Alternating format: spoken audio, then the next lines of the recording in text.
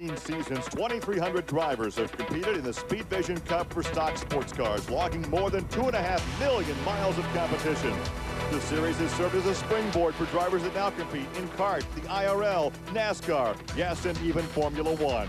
Today, 41 cars are lined up to challenge the 2.5 miles of northern Georgia landscape.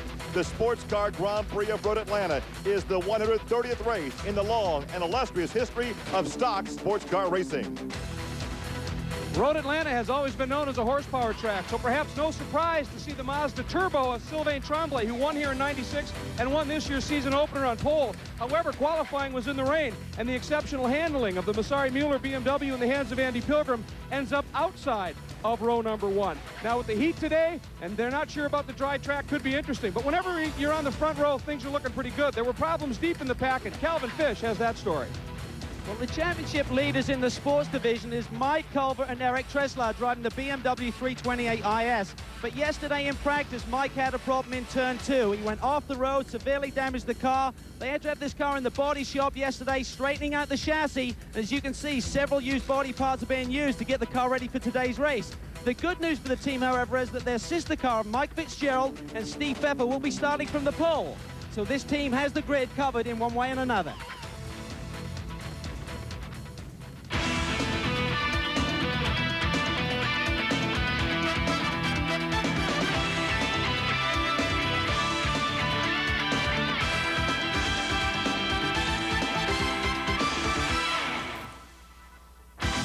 700 acres of rolling Georgia landscape, some 50 miles north of Atlanta, offers up a serene backdrop to this weekend's Sports Car Grand Prix. We welcome you to Road Atlanta for round 3 of the 1998 Speedvision Cup for stock sports cars. This is Gary Lee alongside racing veteran Dorsey Schrader. Dorsey, you have just come off this racetrack after a practice session with the world sports cars. It's got to be slick out there. Well, this temperature we have here is over 90 degrees. It's very, very hot. The racetrack is indeed very, very slippery. What that's going to mean, these guys who have not been around on the hot track don't know how slippery it is. The more nimble cars are going to have the advantage here in the opening laps. Let's take a look now at the race analysis for this 2-hour, 45-minute timed event. We do have the 4 divisions. Once again, Tremblay on the pole. His average speed 89 miles an hour. So once again, 41 cars are set to take the starter's flag. As we take a look at the rows, once again, in the front row, Sylvain, his 6th pole position. He was the winner here 2 years ago in the Mazda. Andy Pilgrim outside the front row. In the 2nd row, on the inside, Altenberg. Jeff will start alongside Chuck Snipes in car 21. In row 3, Craig Conway lines up alongside Lee Zell, the Supra against the BMW. In the 4th row on the inside is Peter Sachs. Outside is Fernando Maldonado in the Mazda. In the 5th row on the inside, Steve Pfeffer. You heard his name mentioned by one of our pit reporters, Calvin Fish, and Mark Recaro outside in car number 1. In the 6th row, Brian Richards lines up alongside Steve McCarley. In the 7th row on the inside, Stephen Hartman and Mark Hine. We move now to row 8. There is Kelly Collins in number 36, the Honda Prelude alongside the Supra. Bob Henderson, all of 65 years old. John Norris alongside Peter Schwartzoff in the 9th row. In the 10th row, it's John Barassa in number 10. 03 is Mark Webber, fast qualifier in the compact class. Rick Dishaw, they were also victorious at Vegas. And David Shepp will start outside in car 71. As we take a look now at the rest of this field, once again, a very warm day here in the northern Georgia area. A beautiful racetrack. We had a lot of rain yesterday. A torrential downpour, a heavy thunderstorm interrupted activity yesterday afternoon. But so far today, it's been sunny, it has been hot, it has been humid. But as you heard Dorsey say, it is a slick racetrack, and it will only get slicker as the afternoon progresses. A 2-hour and 45-minute timed event. As we'll take a look at the track map for a reconfigured track brought to you by Toyo Tires. A couple of new areas on this track. Yeah, new areas indeed. The same old Road Atlanta. It's still a really fast racetrack down through pit straightaway up through turn 1, turn 2, 3, and 4. That's the S's. We call those. Those are unchanged. When you get to turn 5, however, they've had some safety improvements put into turn 5. What they've done basically is they've got back out of the way with the barriers. Well, we're about to come off that last turn, turn 12, to take the green green flag. Start the clock. We're going racing here at Road Atlanta. Now, once again, the turbo power of that Mazda should have the advantage off the corner and in the lead. In fact, Sylvain Tremblay will have the #1 spot. Now, starting outside Andy Pilgrim in that BMW, Andy has a phenomenal record that he's going to try to increase this afternoon. He has finished 110 races consecutively. Now, you talk about over the years it has taken to do that, all the race cars, all the team drivers, that's an incredible record. It's a truly unbelievable statistic when you think of all the things that can go wrong, and this being an endurance championship where you're in there with other drivers and you're going for long distance runs. So quite an impressive record there. Young Andy. Blue car, Chuck Snipes, the number 21 Mustang Cobra, back there in 4th position. Andy Pilgrim now in the 3rd spot. The 88 car of Craig Conway. Once again, 4 different classes. The Grand Sports, we have 13 in the Grand Sport division, 5 in Sport, 15 in Touring, and 8 in Compact. And on a track like this, a 2-hour, 45-minute test, you're really about halfway through the race watching out the front of the windshield and out the rear as well. Yeah, you're doing that, and if the first driver is usually his responsibility is to bring the second driver a clean, unmarked race car that still has brakes on it, still has tires on it, and you need a real good first driver that can get through all this fracas. Talk about this new area right here. Well, severe braking here for sure down this hill. That's something new. This is a new part of the track that we're looking at. This is where the dip used to be, a series of a chicane, more or less, hard braking, second gear chicane. You want to launch out of this corner, this right-hander, because now you go under the bridge right here, straight. Remember, before at Road Atlanta, you came at an angle at that turn. Now you're straight underneath the bridge, and you're much quicker right here in turn 12. You're faster than ever before. Well, that is also now a downhill braking area, and these guys are saying they may have to change brakes before this race is over. We're looking at it maybe a 2-stop race. That second stop may be longer for a brake change. Well, this was never, Road Atlanta was never a brake course before. It most certainly is now, as you say. As they come down that hill, they're achieving top speed for these cars, and they're braking at about a 30-degree downhill grade. So it's going to be on the brakes hard, and it's going to be on the brakes for a long time. And then right after that corner, you got to brake for turn 1. So no room to rest for the brakes around here now. And of course, this area characterized by that red Georgia clay. You can see it actually on the racetrack as well. We've had a lot of practice here this weekend and qualifying for a number of divisions. A number of drivers off the racetrack kicking that red Georgia clay up one of the racetracks. Once you get that red Georgia clay in your race car and on your driver's suit, it will never come off. I had white tennis shoes when I arrived here today, and now they're red. They're throwaways, I'm telling you. It had that heavy torrential rain yesterday, which just washed it everywhere on this race course, and you simply cannot park the car today anywhere unless you're on the concrete pad someplace, so you're not going to encounter that red Georgia clay. So once again, we come to you from Road Atlanta, part of a 2-hour and 45-minute Speedvision Cup race.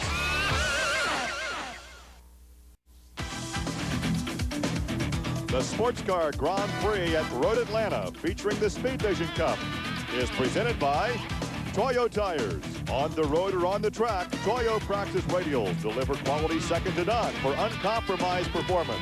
Toyo Tires, driven to perform. And brought to you by BMW, the ultimate driving machine. There's a look once again at the leader from the pole position as we take a look now at the Old Spice storyline. We have several issues to cover here this afternoon. Of course, we have that new configuration, and as we alluded to, that is going to increase some brake wear on the backside of this racetrack. Yeah, it's asking a lot for a car to go from its top speed on a 40-degree downhill incline and brake as hard as these things have to brake.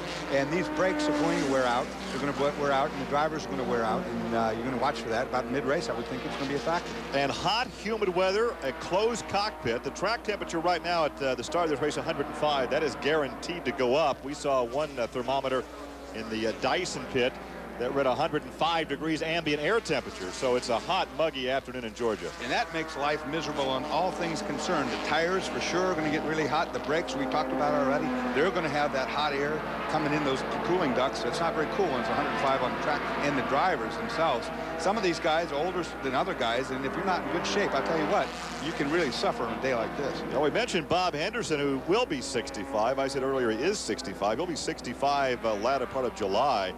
I tell you what, this will be a workout because there will not be much air inside these closed cockpits. Well, it's rare that you ever hear me talk about older guys, but it just slipped out. I couldn't do anything about it. Here's an onboard right now.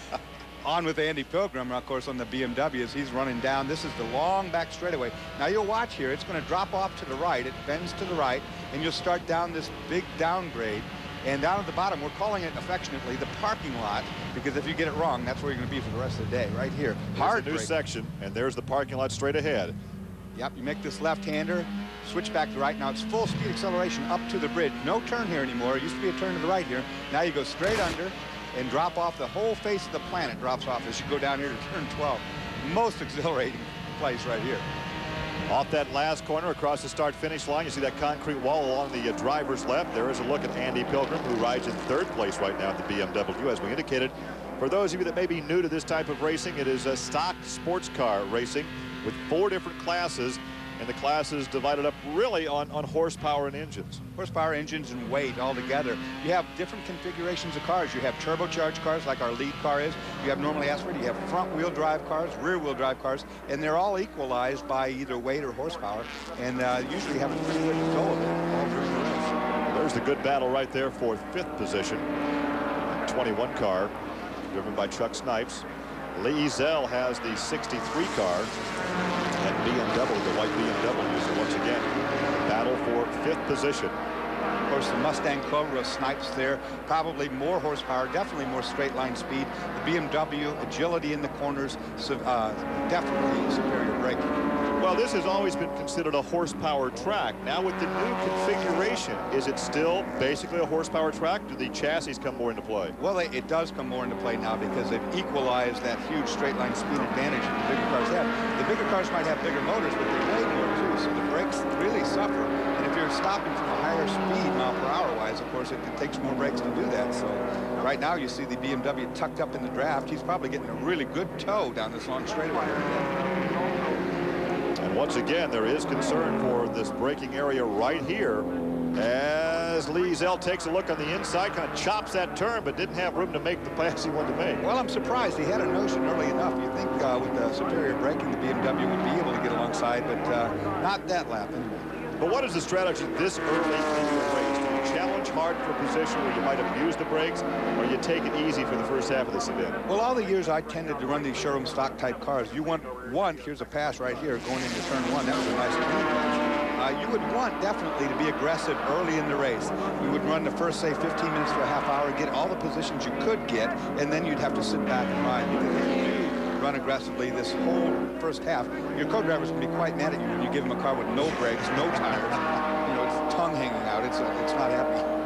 Well, also, there's a new rule that the driver that qualifies the car is the starting driver. That was not the case last year. They kind of shuffled around. In fact, sometimes we get a starting lineup that would change 5 minutes before the race when the team said, nah, you start today. Yeah, it was always an awkward thing when you ran with classes of cars. You might have a guy that's much faster in one car. Of course, he would always qualify it, put it up in the front. And then one of the guys that might be a rental ride for the weekend or whatever, they put him in the car and he starts the race and he's 2 seconds a lap slower than the qualifying speed that was set by the good guy. And everybody behind gets all stacked up. So they're trying to get rid of that confusion. This series is used for, I think, 2 purposes. It can be used as a hobby for the hobbyist, the guy that has the money to put the team together, and he may go out and hire somebody to come and run. And it's also a series where guys use it as a springboard, get the experience to move on up. Well, that's for sure. You know, some of the best racing I've ever had in my life, and the most fun times that I can remember in my memories are of these showroom stock races. I did this for 3 or 4 years, and what you have there is a lot of fun, a lot of camaraderie amongst the drivers, but also a very key element is that these are factory-backed cars. Look, here's a 28 car. We started talking about it early in the beginning of the show. We talked about the 28. Michael Culver started the back of the pack on his way toward the front. You know, I had said before that the factory efforts that are involved in the showroom stock racing, the same guy that writes you the check for the BMW here is the same person who would write you the check or who would put you in the WSC car that's coming next year, the BMW that's coming. So those are very, very important elements to be involved with. Well, you can see where he started. He passed 10 cars on the first lap, Michael Culver. In fact, won his debut in this series over at Las Vegas. There's only been a handful of drivers that has won, and one of those was a guy named Alonso Jr. Yeah, there's some big talent been here before. Look, they're not making 11 cars. They're going to pass this one, too. That's the Mark Hine Honda on the outside of turn 1 being passed. Nothing much can be do about that. The BMW is absolutely flying. Well, they took that thing to a local body shop and worked on that thing all night long to get it here this morning. Started back in 37th position, but certainly the youngster is on his way. This is a reward that the crew guys who stayed up all night long get, is to see their car coming from the back after the accident, and of course running toward the front as flawlessly as it looks to be doing right now. And they were the sports winners at Las Vegas. Once again, your leader now in traffic, so the lapping has begun. A time 2 hour and 45-minute event. The team that won here 2 years ago, leading once again, Sylvain Tremblay and his team driver, Joe Vardy, as we come back to Road Atlanta.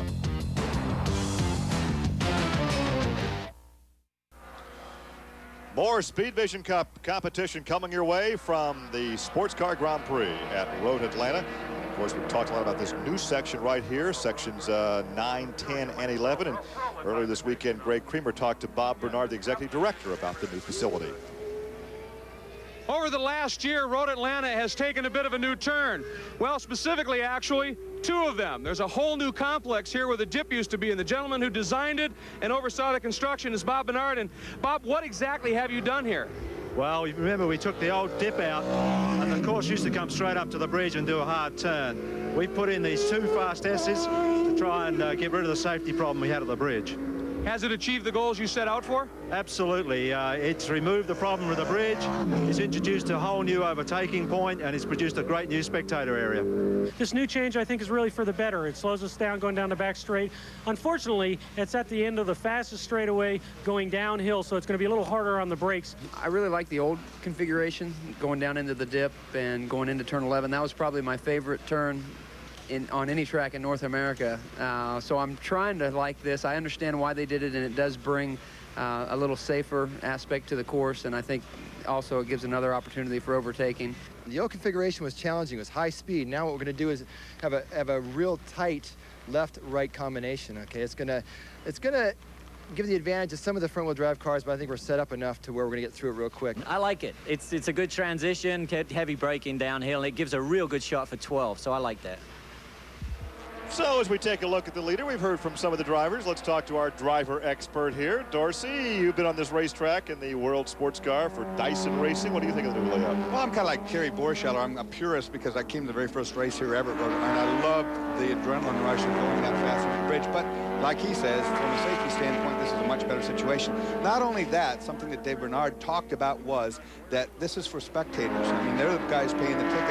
There's a new tunnel under there now. You can get from one side of the racetrack to the other. He's cut the whole top of the hill off, so you can see now from turn 5 across to turn 6 and 7. Could never do that before, so it's much more user-friendly from a spectator standpoint. Well, a lot of activity will happen today in the pit area. Perhaps the heat already taking its toll. Greg Creamer, what's the problem? Well, Gary, the number 12 Maldonado Herzig entry, who started in the 8th spot at Grand Sports Inn, and they've got a double problem. It's really, they're overheating a little bit, but you see the blue hose. That's the hose that takes the air from the intercooler, which cools the air that the turbo drives into the engine. It came loose. Now, keep in mind, exhaust gases are what drive the turbos, and on a hot day like this, you've got tremendously hot exhaust that's heating that turbo up, so the air going through there gets hot, and you're ramming hot air into the engine.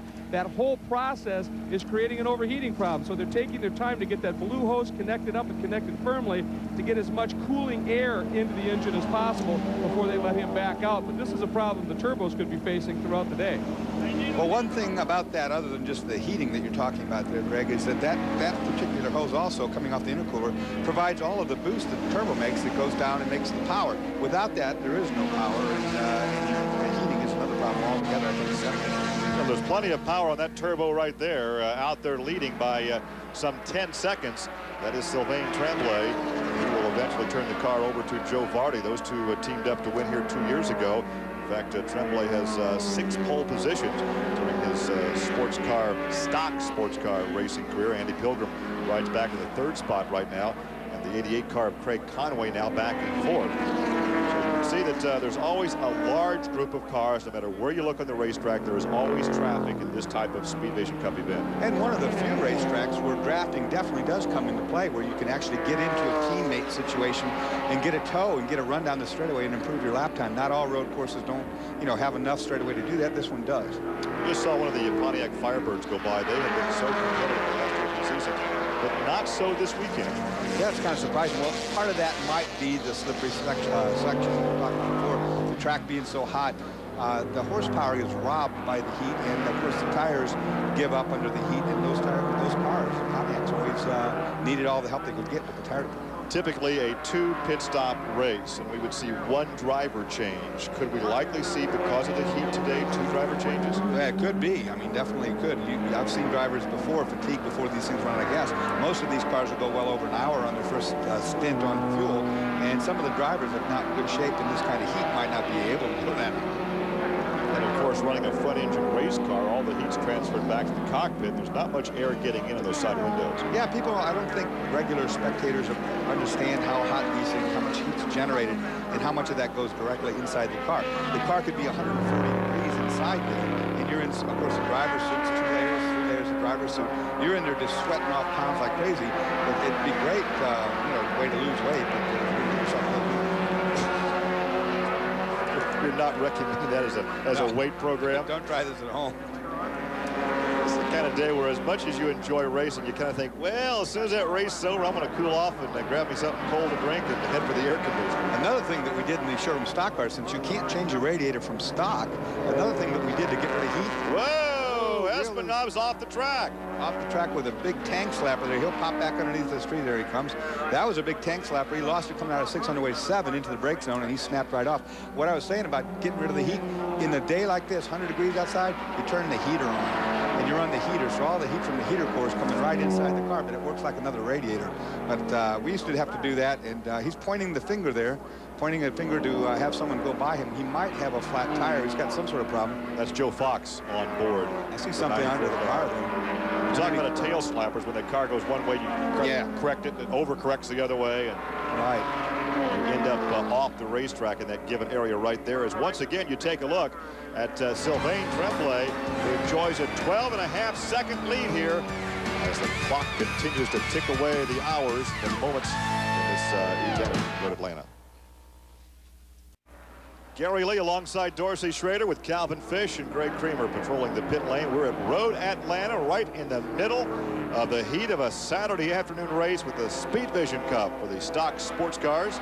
This is number 13. That is Bill Black. He started this race in 36th position. He's now up to 9th. In fact, he is the grandson of the great golfer Bobby Jones. In fact, Bill is a Cadillac dealer in Greensboro, North Carolina, and says he'd like to have a seniors division in stock car racing. Utilizing Cadillacs with the air conditioning. I'll do that. You'll run. Are you old enough for that? And here is your leader in the sports class, Steve Pfeffer. Began this race back in the 9th position. Right now he is in 8th overall, but leading in the sports class. As we told you, we have 4 classes running: Grand Sport, the Touring, and the Compact. And so Pfeffer right now is in the 8th position overall, but leading in class in car number 81. Mike Fitzgerald is his teammate, who is standing by now in the pit lane with Calvin Fish. Well, Mike is the defending race champion, having won here last year with Anthony Lazzaro, and things look pretty good so far, Mike. Yeah, Steve Pfeffer's in the car right now, and he's doing a really good job. We've got a 30-something second lead, and I think the Grand Sports cars are starting to lap the sports class cars. So if we can get the right timing there, we might get a split and have a pace car come out in the middle like we did last year and get a lap up. Obviously the conditions here, very hot, very humid. How is that going to affect the drivers and the car, tires and brakes, things like that? The big thing is brakes for us. The track's a little harder on brakes this year because of the new changes to the track. There's an additional heavy braking area, so we've got to deal with that, but Steve's going to take good care of those. So. Sure, you guys will be looking in your mirror for your teammates. They're obviously making a big move from the back of the pack, number 28 car. Any chance they're going to catch you guys and give you a run for your money today? I hope not. Those guys are awfully good, but we've had some problems in the first couple of races, and so far this weekend everything's been great for us. Mike from Atlanta, so he's looking for another local victory here at Road Atlanta this weekend. Well, Andy Pilgrim giving us the onboard camera shots right there, and he was just past for a position. Yeah, he was right there in front of him, up there in turn 3. That was going down right here. Well, now maybe he wasn't past for position. That was the 84 car. He's not being passed for a position by you. Oh, look at the smoke up ahead. As you see up there, somebody's just lost an oil line, or we've got a problem on the car right in front of us up there. Watch the windscreen now, see if we get oil. Of course, Andy, smart guy, moves offline and gets away from that car because that's spewing some sort of coolant, or it's got a flat tire, one or the other. We'll see here when it turns right in front of our camera. It looks like a tire down. Nope, that's an oil leak, I think. Car number 7 in trouble right now, so car number 7 will be headed back to the pit area. Jeff Altenberg. Second place car, that is, actually. Jeff had been running right up there about 10 seconds behind the leader, so he will have to come in and check out that smoking problem. Well, it looks like from that frontal shot that it's coming right in the center of the middle of the car, and of course spewing out from underneath. So he must have some sort of oil leak getting onto the exhaust system. I would imagine he'll be pitting here to get that looked at. It's not slowed that much, though, for if it's an oiling problem or an engine problem. No, it's not slowed him up yet. In fact, it happened right in front of our camera car. We're going to look at that right now. You see right now, that's coming out of the side of it. Of course, we're going through the corner, so you can see it that way. But it hasn't slowed the car up, and that probably is because it just is an oil leak at this point. But if it's not looked at, of course, it will run out of that precious fluid, and then there will be the problem. As you can see, the oil is coming from the smoking oiling problem. The smoke, the oil is not getting on the rear tires because he'd be looping it down the corner someplace. So right now the smoke is coming from an oiling problem, but not getting on the tires. Calvin? Okay, well, the story down here with the number 7 car is they had to change the power steering pump prior to the race, and they feel that the smoke may be emanating from the same area of the car. They're going to try and ride that out, but obviously if that power steering goes out on a day as warm as today and the driver's working as hard as they are, could be a big problem. You may have to pit shortly. You talk about being in shape on a day like this. If the power steering goes out, it doesn't matter how good a shape you're in. Well, Jeff Altenberg's a pretty stout guy. He's pretty good, but I don't care how good you are. When you're out here at 100 degrees or 90 degrees and then you lose that power steering, you've got a bear to wrestle. Once again, we're looking at about 2 pit stops and at least 1 driver change. Now, for the co-driver to get points, he has to stay in the car so long before he comes out. Right, and that's part of the strategy you have to look out for, particularly in shorter races, is to make sure that both of your drivers, or if there's 3, all 3 of you guys, have the minimum amount of time required to get the points. Otherwise, you end up with a big spread between your 2 drivers, and nobody likes that. Well, right now, your leader enjoying a lead in this event. Tremblay, car now in 4th position. The car is Craig Conway, Eric Van Fleet, the co-driver of that car. That is the car back in 4th position, so Tremblay continues to lead this thing. In the number 70 Mazda, Joe Vardy will take over for him. Gary Borcheller is teaming with Andy Pilgrim. Pilgrim behind the wheel of car 54, now in 2nd position.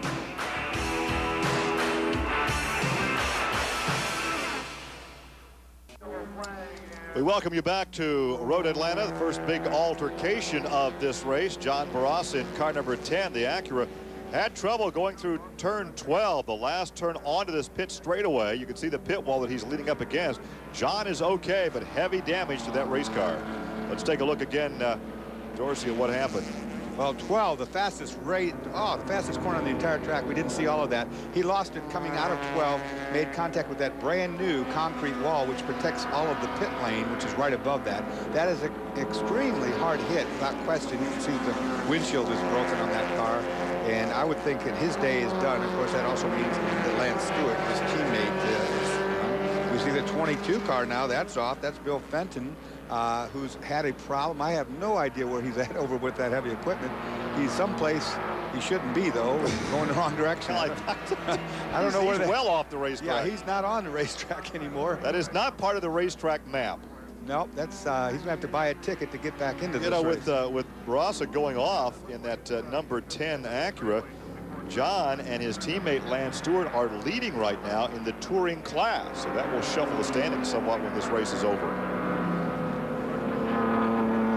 I think perhaps he just pulled off the racetrack. Yeah. We could see the Georgia clay there. Let's see if we can see where he pulls off. That's the S's, and of course that's his turn 5 he's entering, and he is, yeah, that's not the right way to go. I don't know what the deal was there. He just pulled off there. It must have been something, that's a new section right now, I should say, too, that wasn't there before. But he heads up in there, so he must have had a catastrophic problem of some sort.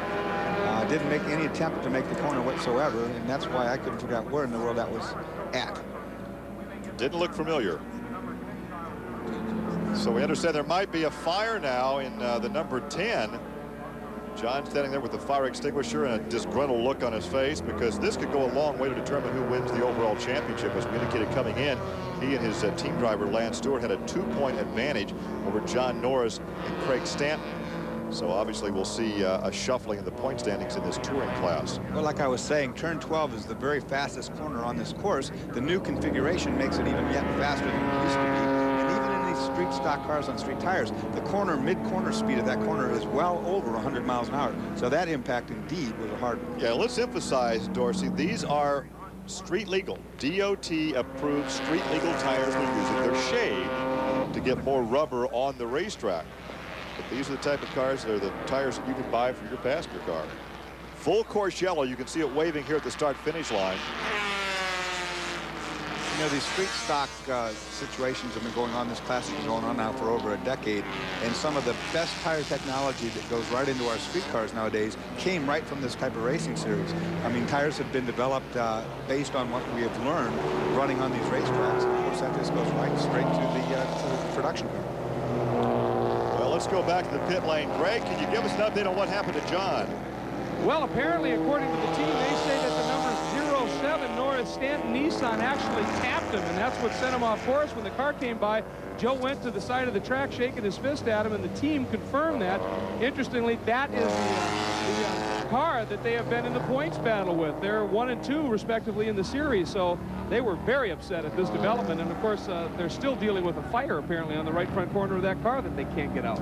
And, you know, when you take out a car that's in the battle for the points championship with you, there's nothing you can say. It looks very suspicious. It can be totally accidental, but it looks suspicious. There is the 07, and you're right. There's a chief steward that's in charge of all of this, and he will take a very close look at what happened right there. And if he feels that there was over-aggressive driving that led to that accident, then there's going to be something done, I guarantee you. Well, the 21 car is now in the pit. Chuck Snipes, and Calvin is down with him.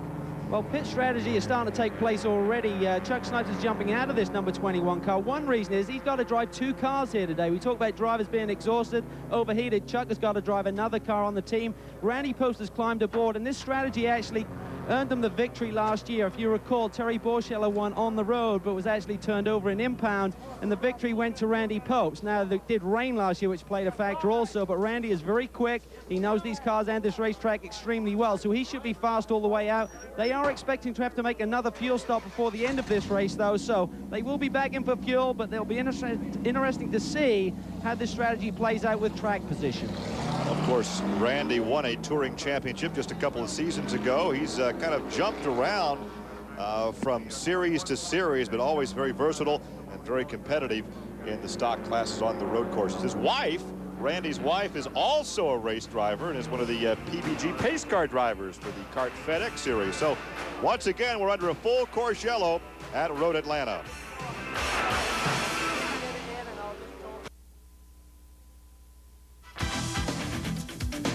Welcome back to the Sports Car Grand Prix from Road Atlanta. We hope you're enjoying our coverage of the Speedvision Cup, brought to you by Toyota.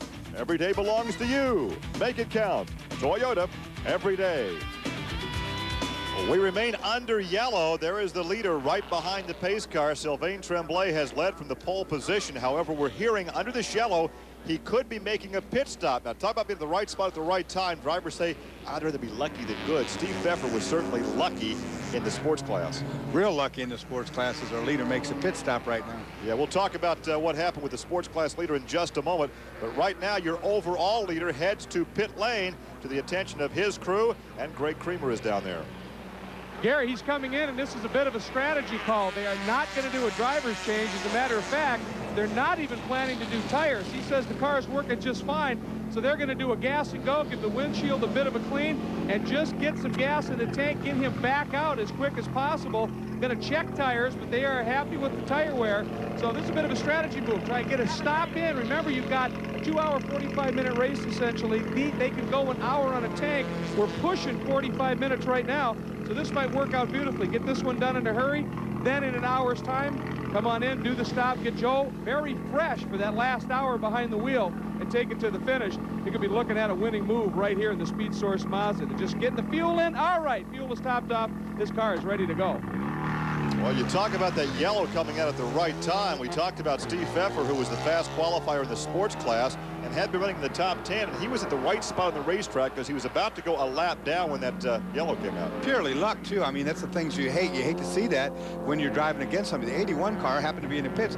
The yellow comes out. Okay, now the pace car is looking for the lead car. 81's back out of the pits before the lead car gets there. So, in essence, the pace car picks up the lead car. The 81's out of sync and gets to do one whole lap for free. Everybody else is behind the pace car. He gets a lap. Calvin?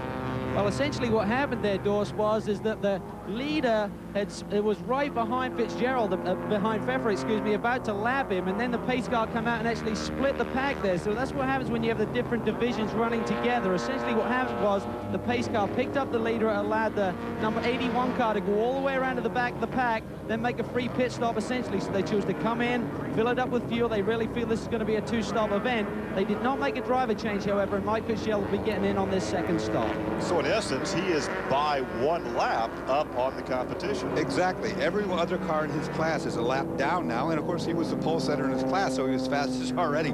So things do not look good if you happen to be running in second place right now.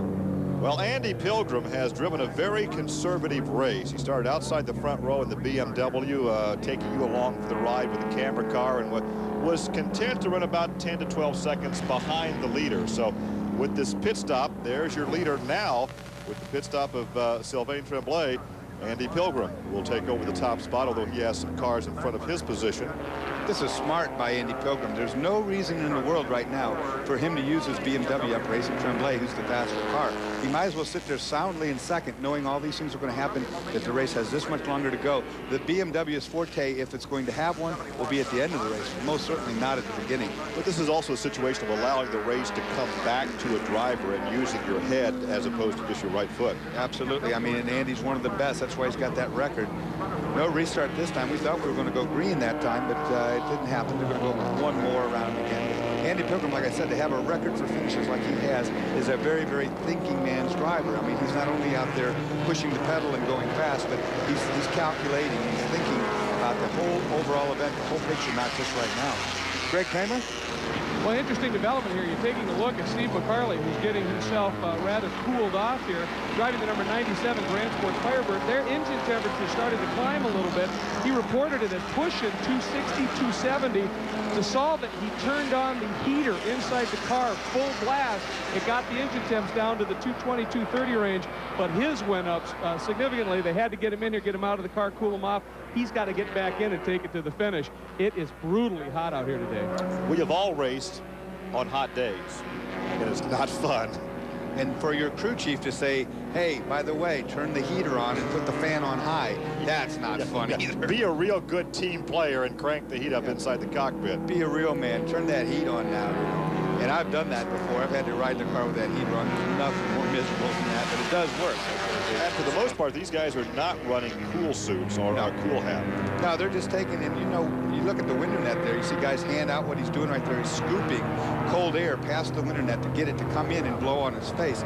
The window net is just like having a window up. It blocks all the air. Nothing comes in. So you'll see these guys on the pace laps sticking their arm out like that to try to vent air right to their face just to cool down. But realistically, when you're driving a world sports car in an open cockpit, you're still not getting a lot of air in there. The air actually goes over the cockpit. Right, because there's so much buffeting, helmet buffeting and so forth with the air at 168, here at 180 miles an hour, that you have to get the air to go around the car, and so there's nothing coming in there either, and it gets really hot. But the sedans, they generate heat from the exhaust and so forth, and the inside of the car gets 130 or 40, and it's not much fun.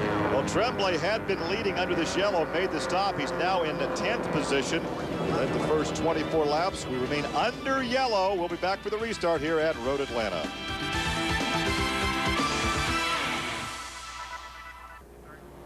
The lights are out on the pace car. We welcome you back to Road Atlanta. We should go green this time by. During that commercial break, the leader, Jeff Atberg, stopped his Supra for a pit stop and a driver change. That's the car that had been leading without power steering. Peter Tonelli is now in that cockpit. Here is your new leader, Lee Ezel. Now, Lee is driving a team car. The car we had seen earlier with the camera mounted on it, car driven by Andy Pilgrim. So they come down for the restart. Lee Ezel will be leading. Now, on the restart after the pit stops, the number 70 car that had been leading early on, Sylvain Tremblay, will start back in the 8th position. Andy Pilgrim is right behind him in 9th. So some pit strategy being worked out early on in this event. A lot of laps under the yellow. And there is the onboard as Andy Pilgrim starts to slice his way through the slower cars from the other classes. He started in 9th position. Up ahead, you'll find that number 70. That's Turbo Mazda. Started from the pole position, led the first 24 laps. With Sylvain Tremblay on board. Only one driver change of note. That was when Peter Tonelli took over for Jeff Attenberg. We might anticipate that, though, Dorsey, because without power steering, it's a workout. Well, that's what we were talking about before. You know, Jeff Altenberg is a pretty big old boy, but still, that's a long, hard road to haul if you're doing no power steering thing. So of all those lead cars that came in, that was the only driver change. And look at this. Here's the 81 car going underneath that, of course, is no, he went up over the curb to keep from wrecking right there, as a matter of fact.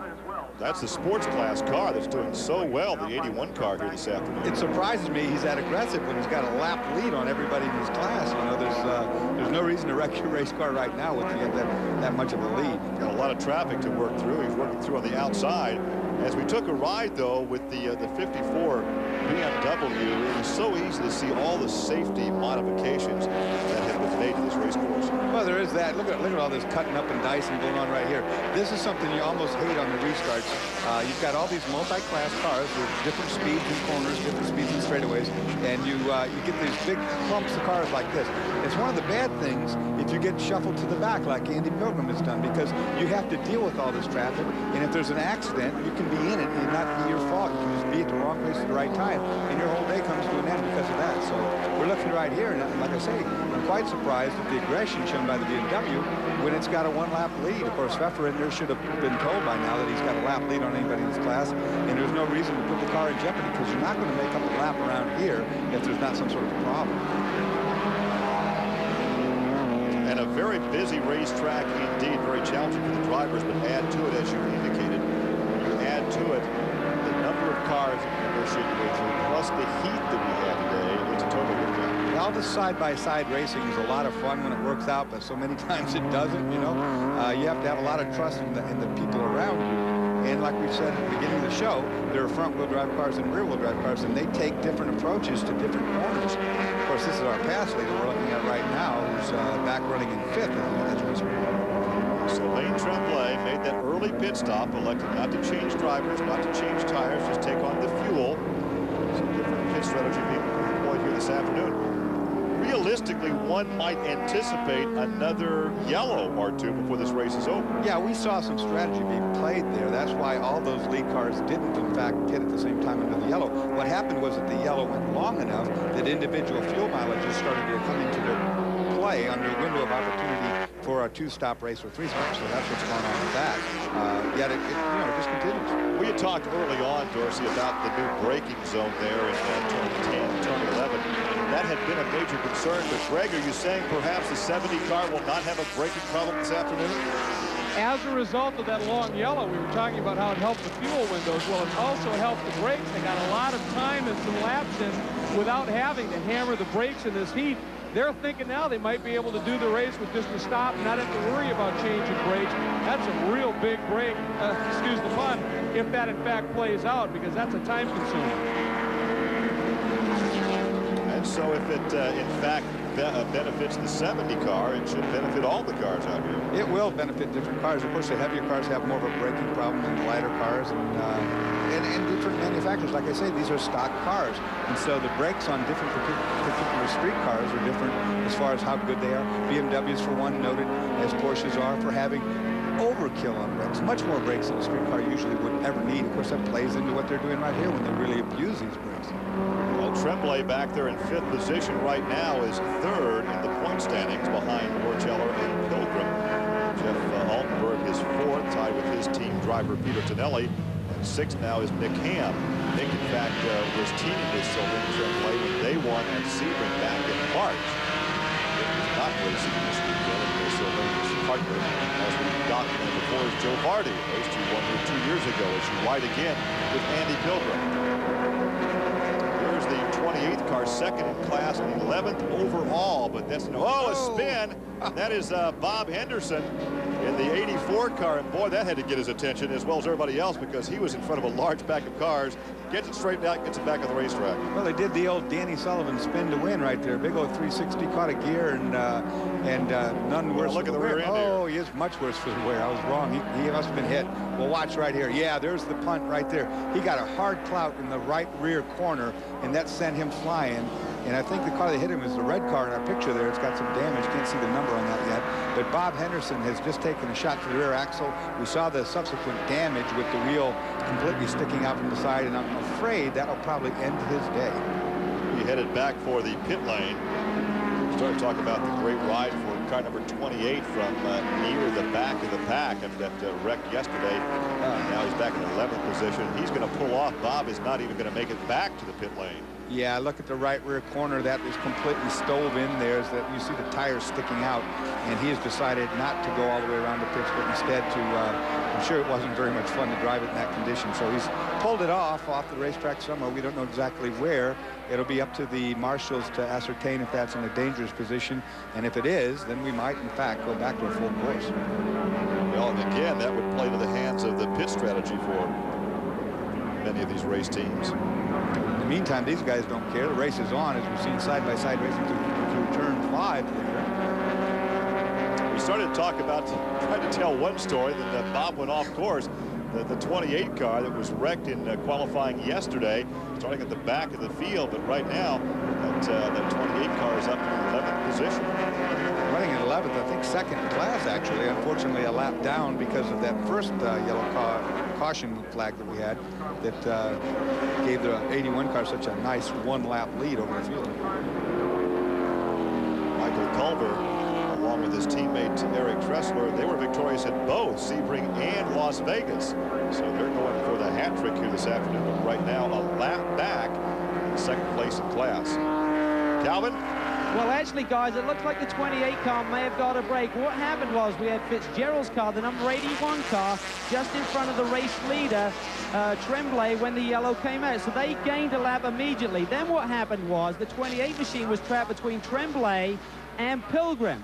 When Tremblay pitted, they then did another wave around, which essentially gave the 28 car the opportunity to rejoin on the back of the lead lap. They then made a pit stop once they'd done that to get a free pit stop for fuel. So essentially they're on the same lap as their sister car, the 81 car, and they're full of fuel also. Yeah, and also right now on the scoring monitor, we're showing them about 30 seconds behind the team car. So indeed they are on the same lap, some 30 seconds back. So a great ride now for car number 28, but near the back of the pack. So we could have the team cars vying for a team championship here this afternoon at Road Atlanta.